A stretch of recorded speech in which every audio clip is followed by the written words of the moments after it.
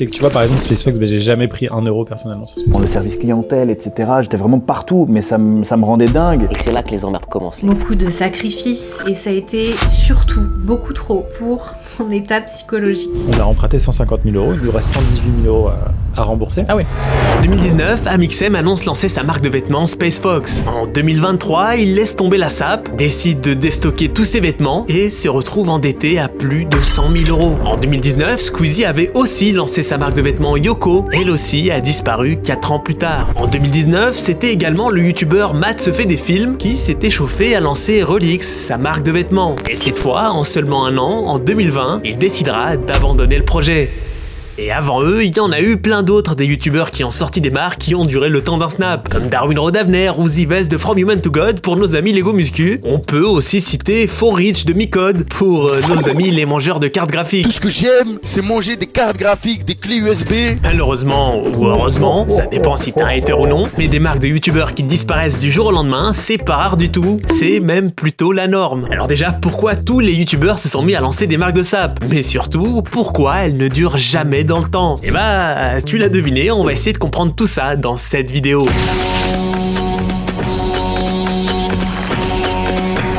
Hello, aujourd'hui je suis super heureuse de vous retrouver pour mon fameux projet. Nouvelle vidéo. Après avoir parlé du flop des marques de sap de rappeurs, il fallait évidemment qu'on aborde un sujet très similaire dans la forme, mais assez différent dans le fond, le flop des marques de sap de youtubeurs. Mais pour capter pourquoi leurs marques ne durent jamais dans le temps, l'idéal, ça serait déjà de capter comment et pourquoi ces marques de youtubeurs se sont autant propagées à une époque. Et pour ça, vous l'aurez deviné, il va falloir remettre du contexte historique. Le tout début de YouTube, les vrais OG le savent, c'était déjà pas sur YouTube mais sur Dailymotion pour la quasi-totalité des créateurs français. Et à cette époque, créer des vidéos sur internet, c'était ni un métier, ni un business, ni un bail qui te permettait de gagner ne serait-ce que 100 euros par mois. C'était juste un passe-temps ou à la rigueur un tremplin pour devenir comédien. Très vite, la monétisation deviendra de plus en plus sérieuse et les marques se mettront de plus en plus à s'intéresser à cette nouvelle plateforme avec des millions de spectateurs, mais surtout des milliers de créateurs assez jeunes et souvent très peu expérimentés ni conscients de leur impact marketing. C'est vers 2015 que YouTube s'était vraiment professionnalisé en France et c'est aussi à cette période que les youtubeurs commençaient à vraiment capter les enjeux de la plateforme, mais aussi la valeur qu'ils apportaient aux marques. Parce qu'au début, ça leur lâchait des 200 euros pour faire des partenariats qui généraient des millions de vues et ils étaient contents. Il est con lui, hein.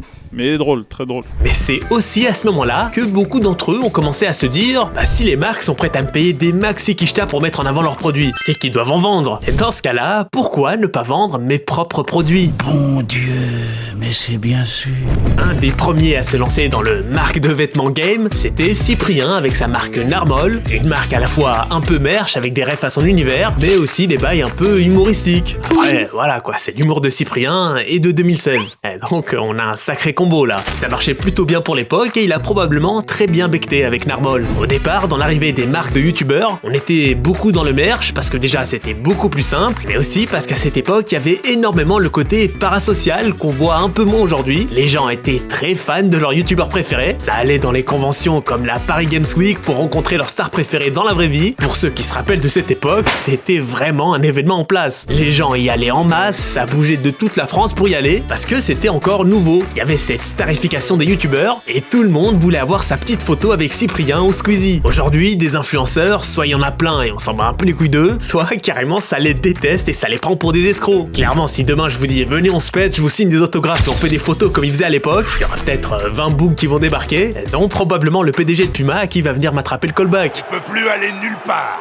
T'es à moi pendant 3 minutes. De cette époque fanboy, les youtubeurs se sont goinfrés à base de sap de merch, aussi parce que de plus en plus d'outils e-commerce ou de personnalisation de textile ont vu le jour, et on se retrouvait avec des youtubeurs qui vendaient plus ou moins tous les mêmes bases vierges, et avec des visuels et des refs différentes propres à leur univers. C'est un truc qui est assez classique chez les youtubeurs. Ils ont la chance d'avoir une audience, ils savent pas trop comment la monétiser, et ils se font approcher par des gens qui leur proposent de créer et gérer leur marque de sap. On a eu pareil avec des maisons d'édition qui... va savoir pourquoi ils ont convaincu tout le YouTube game qui devait écrire des livres. Mais bon, là, ça se fait plus trop apparemment. En Big 2024, plus personne ne lit. On a tous le cerveau bousillé par TikTok. Et bah là, je vois le watch time en train de fondre. La moitié, vous êtes plus là. L'autre moitié, vous êtes en train de me téma en x2. Ou vous jouez à Fortnite en même temps. Ah, c'est compliqué de vous imaginer devant un livre, hein. Ta mère, elle t'a pas appelé? T'as pas dit de... Vous l'aurez capté, l'objectif de ces projets annexes à leur contenu, c'est de monétiser leur audience sans dépendre uniquement de la monétisation de YouTube ou des partenariats. Et pour faire de l'oseille, il faut un projet qui marche avec des produits qui se vendent. Et il est là le problème de la plupart des youtubeurs génériques et trop mainstream. Ils n'ont pas la chance de proposer des produits de niche comme peuvent le faire les youtubeurs de niche. Quand t'es un youtubeur dessinateur, t'auras plus facilement la capacité de vendre ta BD. Si t'es un youtubeur sneakers, tu peux drop des sneakers. Et c'est assez rare des créateurs de contenu avec une audience très large comme Wonkill qui arrivent à te sortir des bails improbables genre des jeux de cartes et les faire acheter aux gens. Parce que c'est pas forcément dans leur habitude de consommation. Et du coup, le moyen le plus simple entre guillemets, c'est de partir sur ce que tout le monde consomme. Aux dernières nouvelles, on se balade pas à poil parce qu'on achète tous des vêtements. Et si tu captes cette logique, tu captes aussi pourquoi littéralement tous les youtubeurs se sont mis à ouvrir le restaurant. Parce que là aussi, tout le monde mange. Et donc, tout le monde est susceptible de s'envoyer un Star Smash Burger ou un Black and White Burger. Et c'est peut-être pas forcément une bonne idée. Parce que la dernière fois que j'ai graillé chez Ibra TV, c'était bon hein, mais j'ai littéralement chié dans mon froc le lendemain. Et c'est même pas une expression. Ibra, tu me dois un slibard. Voilà bébé, on n'en dit pas plus, hein, parce qu'après papy il dit des gros mots et on critique. Hein. Enfin bref, maintenant on sait pourquoi tous les youtubeurs ont lancé leur marque de sap, mais la question qui fâche, c'est pourquoi elle flop systématiquement. Bah déjà le fait que ce soit juste un side business pour diversifier ses revenus, ça en dit beaucoup. Et tu te retrouves avec des gens dans un business qui n'est manifestement pas le leur à la base. Par exemple un boug comme Le Bouzeux qui lance sa marque de sap streetwear, on se dit étonnant.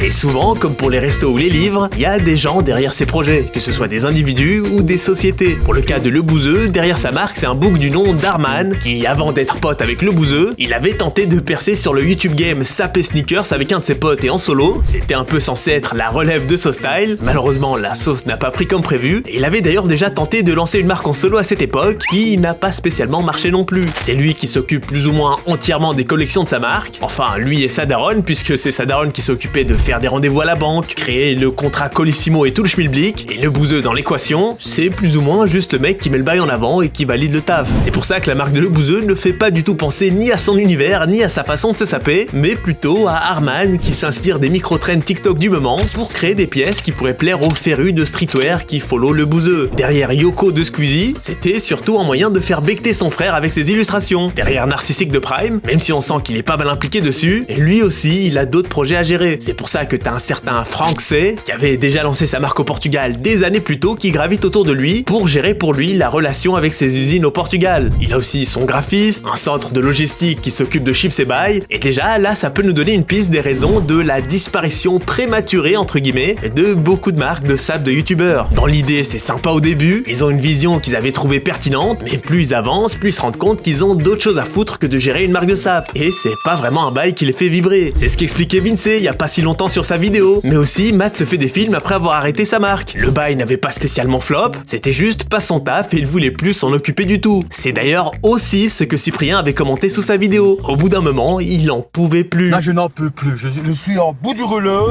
Un autre problème assez évident pour les youtubeurs dans le lancement de leur marque, c'est qu'ils sont dans le bulle d'une public, comme on dit dans le jargon des entrepreneurs. Ils créent un bail devant tout le monde et tout le monde le voit, et même si le projet vient de débuter, ils se retrouvent avec une exposition démesurée. C'est pareil avec les youtubeurs qui se lancent dans le rap. Tout le monde les vanne parce qu'ils sont vus par des millions de personnes avec des performances de rappeurs qui devraient faire 500 à 3000 vues. Normalement, t'es censé te construire et flop dans l'ombre. La marque de Le Bouzeux, par exemple, on sent qu'elle se cherche encore énormément, que ce soit au niveau de sa DA, la cohérence de son branding, de ses pièces, et tu captes qu'il leur faudrait encore au moins 3-4 piges minimum pour avoir un bail abouti. Et pourtant, ils sont déjà exposés devant énormément de monde qui pourrait déjà avoir un avis figé sur un projet qui n'a probablement pas encore assez maturé, on va dire. Le problème d'être vu par la terre entière, c'est que tout le monde donne son avis sur des sujets qu'ils ne maîtrisent absolument pas. Et surtout, beaucoup veulent fouiller la merde pour sortir le scoop de la semaine. Les gens attendent le moindre faux pas pour terminer les youtubeurs. S'il fait de la qualité de merde, on va l'attraper par le callback. S'il fait de la bonne qualité, on va lui dire que c'est trop cher, parce que la qualité a un prix. Mais aussi, quand ils font des petites magouilles, ils se font pas pardonner. Quand Squeezie avait recopié un design de Marcelo Burlone, tout le monde lui avait sauté dessus comme si c'était le plus grand escroc de France. Et quand c'est Zara qui le fait, ça dérange pas, on stream. Et même quand le boug a un genou à terre comme Amixem, qui il y a un an avait décidé de déstocker tout son site, ça vient lui mettre le coup de grâce. Ça sort des screens d'archives pour prouver qu'il a gonflé les tarots avant les soldes, ça lui demande d'envoyer des preuves de virement pour prouver qu'il a bien tenu ses promesses de dons. Le boug est endetté, il doit revendre toute sa marchandise en urgence, il se bat pour sa survie, mais ils veulent rien savoir. Ouais,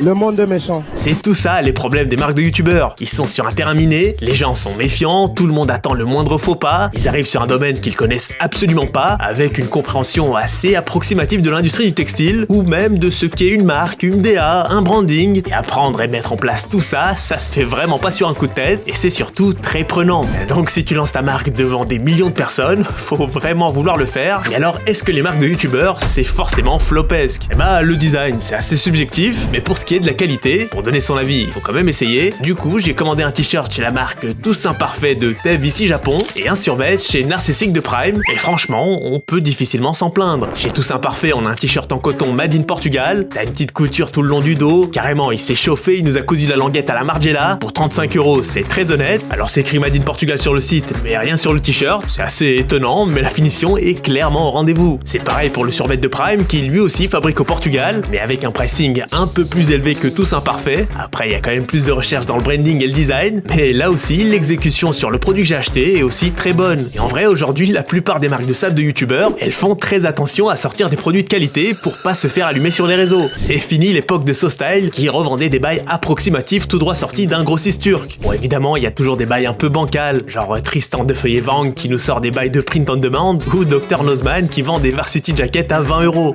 On est sur Chine ou c'est comment? Ouais, c'est pas un truc de dingue quoi. Enfin bref, vous l'aurez capté, la plupart des marques de youtubeurs s'arrêtent surtout parce que le youtubeur en question ne veut plus trop être là-dedans. Amixem, les saps, ça l'a rendu fou, il a arrêté, il a préféré se focus sur des bracelets, même s'il a quand même sorti une veste en exemplaire limité. Pareil pour Cyprien, il a arrêté parce qu'il avait la flemme de s'occuper de ça. Pareil pour Matt se fait des films, Squeezie s'est pas exprimé, mais il a probablement capté que ça valait plus le coup lui aussi. En gros, ça disparaît juste parce que c'est un side business que les youtubeurs décident d'arrêter lorsque ça les saoule ou que ça vend plus aussi bien. Et ça finit toujours par soit les saouler, soit décliner sur les ventes, c'est tout.